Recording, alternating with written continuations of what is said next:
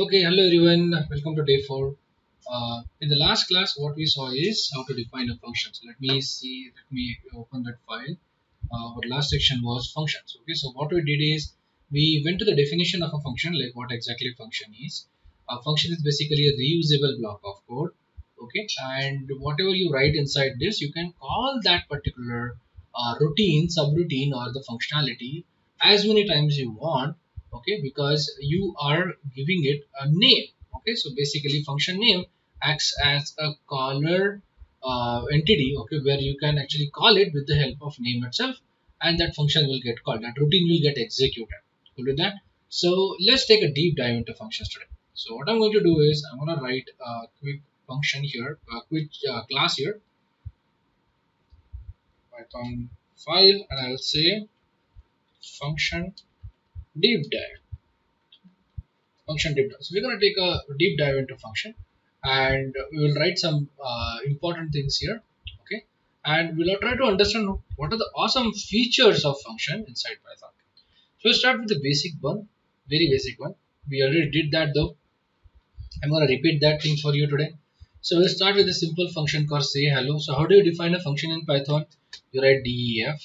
After that, the function name, correct? So you just say underscore hello, and you have optional input. As of now, I'm not giving any input here, and I'm just printing hello. That's it. And let's call this particular function. Let's say I'm calling this function 3 times. So say hello, and let's call it 3 times. That's 1, 2, 3.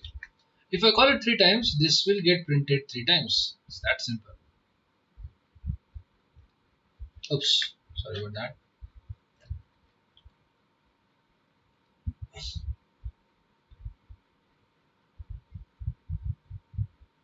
And I'll get an output hello, hello, hello. Got it? So because you are calling it 3 times. So what if I have to pass a parameter? Okay, can I do that? So absolutely, you can pass a parameter here. Remember this function has an input which is completely optional, but I'm going to give now. So this is name, and I'm passing a name here. Let's say David. So what to do with David? So let's say hello to him. So hello name. So what's happening here is whatever you are passing here as a parameter will be taken as this particular variable, and it will be assigned here and used inside the function. Cool with that? So let's see if it actually says hello to David. Yes, it is saying that. And if I say hello to different people, let's say hello to Neil. Oops. Then hello to Roshi. Okay, and it will call this function and you'll get hello for all of them. Got it? But it actually removes the main feature, like I cannot call this function without a parameter anymore. Can I do that? If I just ask or say hello without passing a parameter, will it work? No, it's giving an error. It's giving that okay, one missing positional argument, name. So I have to provide this particular positional argument. Where do I do that? How do I do that? So what if I don't want to do it? Okay, what if I don't want? So you can do that. You can just mention a default here. So let's say whenever user is not passing, whenever an input is not passed by the user, you will be defaulting it to user. Okay, so will it work now? Let's see. Okay, see this user. So this is what? This is a default parameter, or default argument.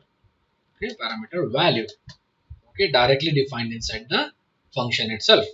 Now, can I actually pass more number of parameters? The answer is yes, but you should not do that, or you cannot do that after default parameter, because Python do not have an idea whether you are passing the new parameter or the first one. So always define the parameter before the default parameter. So suppose you wanna accept city, so you accept city like here. Now you can pass city here, let's say Mumbai, for David, uh, Atlanta for Neil, and I'm passing India for user. So let's go ahead and run that. So you'll see, okay, as of now I don't have a city, so get that here, city, or we'll say from and city. So here you go. You have hello David from Mumbai, hello Neil from Atlanta, and hello user from India. Got it? So you have the parameters. You can have any number of parameters to a function. So with that, one more thing is Python do not hesitate to pass anything to the function. It's not mandatory for Python to actually accept city as string. You can pass 1000 and Python will happily accept it. Okay? There is no restriction in Python. There is nothing in Python which restricts that thing. So suppose I'm passing 1000 here, it's completely okay. Or even if you pass 1000 directly as an integer, it's okay. So run this. You can see that hello user 1000. Good with that? So ECT is accepted as a integer here. Got it? So Python doesn't hesitate on passing the parameters for anything. Okay, it doesn't matter. So type of parameter is not defined. If you want to define it, you can use or you can cast it inside the function. Outside, Python accept everything. So that is up to the user. How do you want to use this parameter? Now suppose I'm giving you a tricky problem. Like how many parameters you want to pass? So suppose I'm giving you a complex problem here. Suppose my project leader told me to write a validation function. The function is called as validate, and this validate function has a name and address to it. That's it. And you have a validation logic, okay, which is executed. So print, and we can have validation, okay, name, address. Okay, so you have these two parameters. Now my project leader told me to add mobile number here. Okay, so added mobile number. Okay, happy with that. So again, like after 1 month, he said like, okay, wait a second, you should actually validate email address also. So then you added one more parameter, email address. Okay, and every month he's actually adding one more parameter to it. He's saying, okay, you need to actually validate his Google Map coordinates or something like that. So he's keep on adding some parameters. Now, how many parameters really you can pass to a method? So practically there are infinite number of parameters you can pass. But think about this, like how bad the method will look, okay, after using so many parameters. So instead of that, Python give you another way to handle this problem, and you can do that with the help of star args. Star args. Star args is nothing but a list. So at this point, what happens? Like you will. So let me print a type of star args as just a type of star args and see what exactly you are getting. Not star args, just args, and see exactly what you are getting. So let me call a validate method here. So validate and run. So you'll get a tuple. So tuple basically. So now you are accepting a tuple. Whatever parameter you pass doesn't matter. It will accept a tuple. So what is the property of tuple we saw already? Tuple is basically an unchangeable data structure. It doesn't change. An important thing is you have positional access on tuple and you can iterate through it. So these two important properties we're gonna use to accept the parameters and find out their positions. So you have positional access to it and you can iterate through it. So let's use that particular feature in here. So I'm accepting any number of parameters. What you will do, you will say each validation in args, okay, and print, you will say validation of each validation. With that, and you're basically calling all those things. Now you go ahead and pass all. So you say Neil, okay, you pass some address. You can also pass Neil dot Armstrong at nasa.com. All those things you passed, and you'll be able to validate those. So validation Neil, validation some address, validation is email address, okay, with the method. So this is what star args. Okay, so you can take any number of parameters to the method. Now I have another question here. Now even if you are passing these parameters, you do not have an idea which parameter is actually an email, which parameter actually is an address, which parameter is name, and if you want to make them as a name value pair, then you should be able to accept name value pair. As of now, you are accepting only tuple. So I want to change this validation method to accept name value pair. How do I do that? So instead of saying arguments, what you can do is you can change this to double star, or let me do this. Let me add one more method.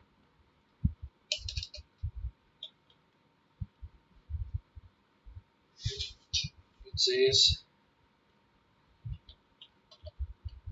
address validation.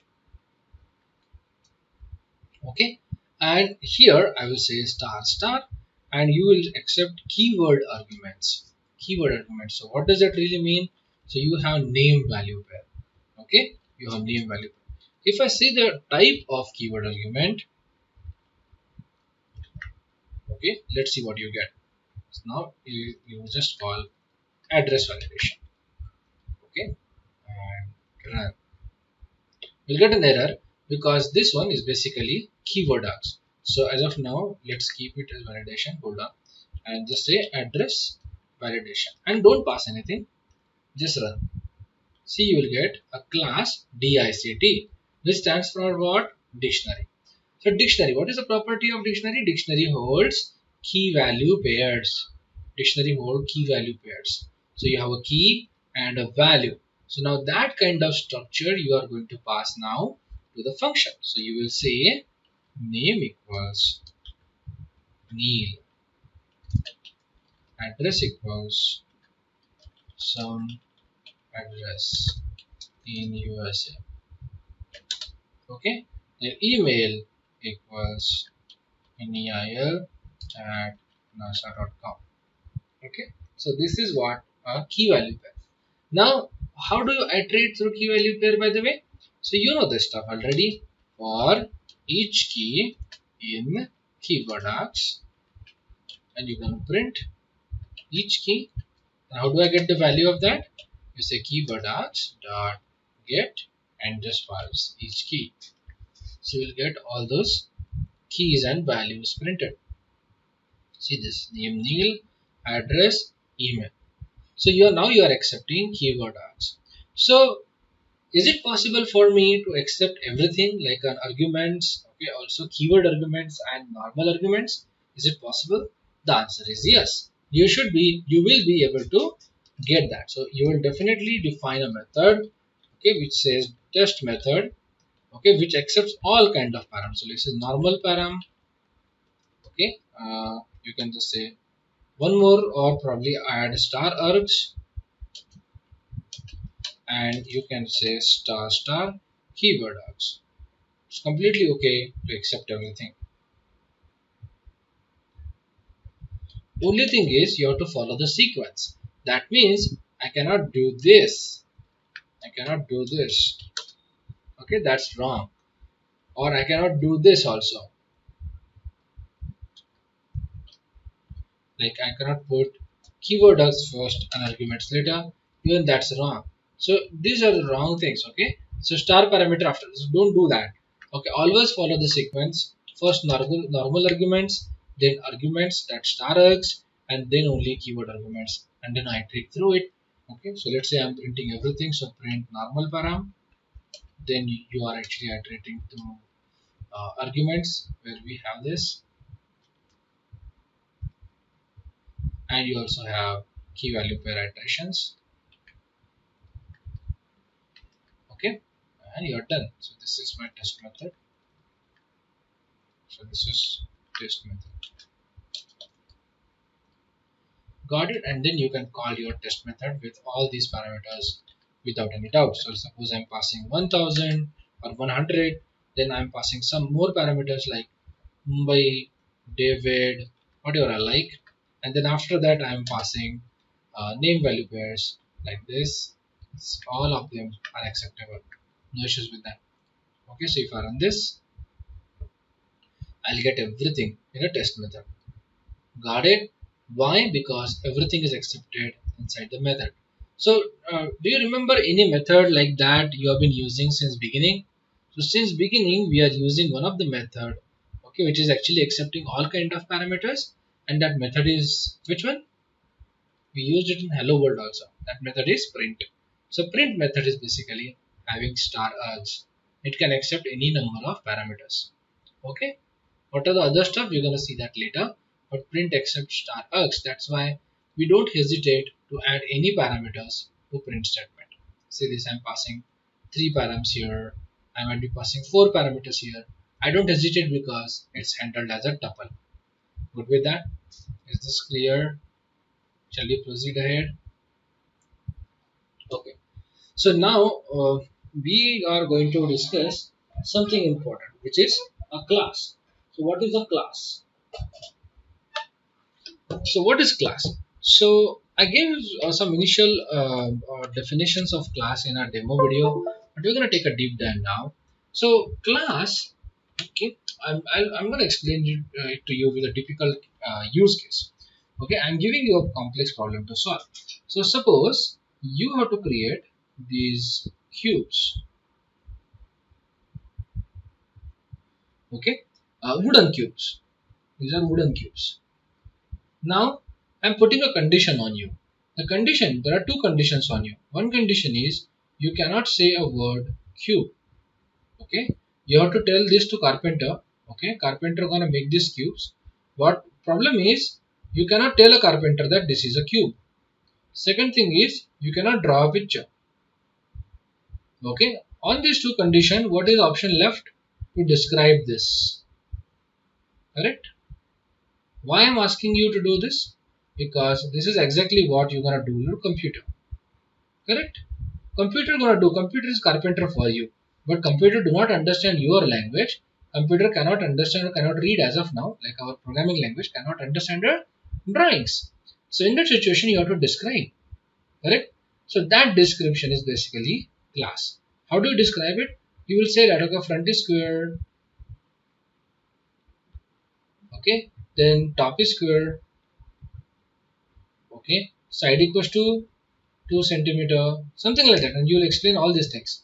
And when these instructions are followed by the carpenter, you will get actual object. Okay, so the set of instructions or the blueprint of instructions is called as class, and the objects after execution of the class you get an actual object. Now how many objects can be created from the class? Any number of objects. Correct? Any number of objects. Good with this? So now whenever I create a class is basically a blueprint, okay, from which any number of classes can be, from which any number of objects can be created. So now you have this one cube, you have is another cube, and you can create any number of cubes like that. Good with this? Now class has two important things. The first one is called as properties or state. Properties or state. This is like a physical existence of a class. That means when the class is at steady state, it doesn't do anything, you should be able to see those properties. For an example, suppose we are taking an example of bicycle. Okay, so there's a bicycle, very bad drawing, but there's a bicycle here. Now, what are the steady state properties of this bicycle? Wheels, handle, brakes, seat, okay, gears, okay, chain, pedal, all those things, correct? All those things are what? State. Okay, these are properties of the bicycle. Now, object have another thing which is called as functions. Function or behavior. Behavior. So these are basically when you act on this, like apply brakes,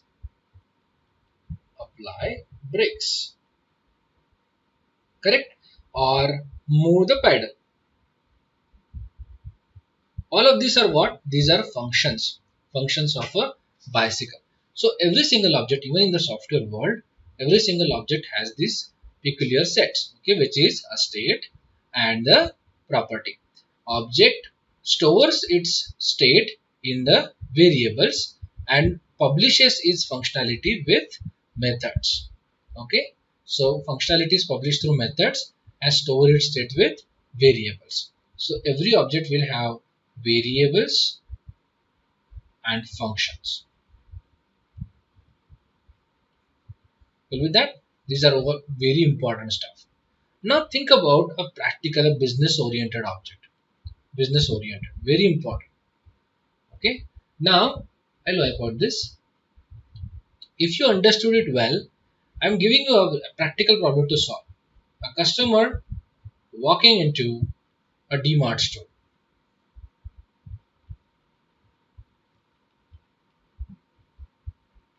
Customer walking into DMart store. Now, with respect to DMart store, what are the state, okay, of customer, and what are the functions of customer, state and behavior of a customer, so that we will consider customer as a object. So what are the states? Can we specify that? So let's start digging into it. So with respect to DMart store, what does really matter for this particular customer? So I can easily say that this customer's gender, that's the first thing I can observe. Age, I can observe, correct? I can ask his name, okay, if I have to give a discount or something or provide a card to him, correct? Then loyalty cards, whether he is applying for my loyalty benefits and all, correct? His state or his language, so that I can advertise to him, okay, his mobile number, where I can send my discount coupons, his email address if needed. All those things are what? These are state of a customer. So what are the functions of a customer? The functions becomes what are the things he can do in the store. So the basic function of a customer is purchase. He will actually buy something. He can ask for discount, so you can actually get the discount to him, correct? Then he can also ask for loyalty benefits. Got it? All these things are basically what? Functions of a customer. Good with this? So this is with respect to the customer. So let's take practically how this customer object is written in Python. So in Python, objects are written or classes are created with the help of keyword class. So I'm just writing my retail customer class. Retail customer. I'm not talking online customer here. He's a retail customer. So in Python, the class is created with a keyword called class, okay, and then you have class name and colon, and here you will have variables and functions. Cool. So this is how class is created. Cool with this? Now let's create a class customer colon. Now you have variable of that. So all those things which we have mentioned here, like gender, age, all of them can be variables. So age equals to 22, name equals to David, then gender male. All these things are what? Variables. And you can have function also. So function, I'll just say purchase, okay, and it's basically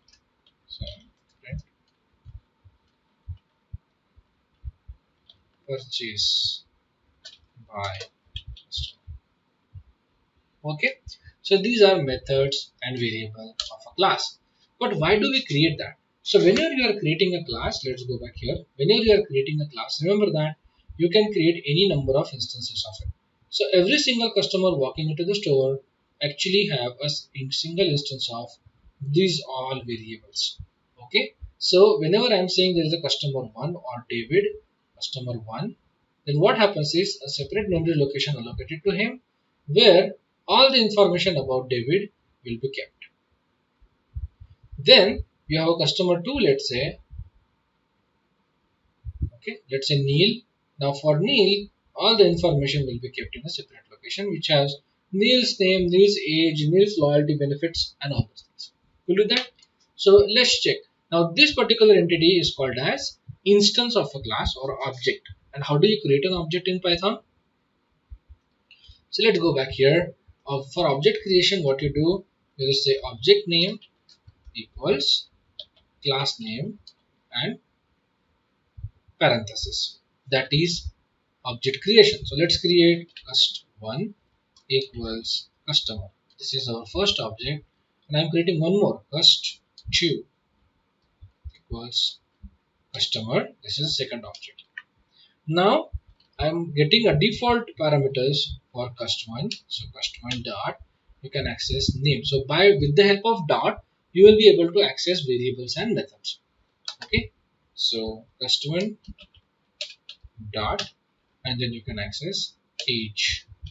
Customer dot, you can access his gender. But with that, and you can also print the methods. So customer dot, you can actually access for purchase. But with this, so these are all things for customer 1. For customer 2, I am defining a new set of parameters. That is also possible. So for customer 2, age is 42. Okay. For customer 2, name is Neil. And for customer 2, gender is male again. Okay. And I'm calling the function also. So if I print this for customer 2, I'll get a completely different values. And what I will do, I will print them together so that you can see that there is no impact of these variables on customer 1 values. Okay, you should be able to see that. So let's go ahead and run. So you can see David 22 male, Neil 42 male. So this is what the different objects are behaving with respect to the what? A object. Okay, so object have a different memory locations to store its variables and functions.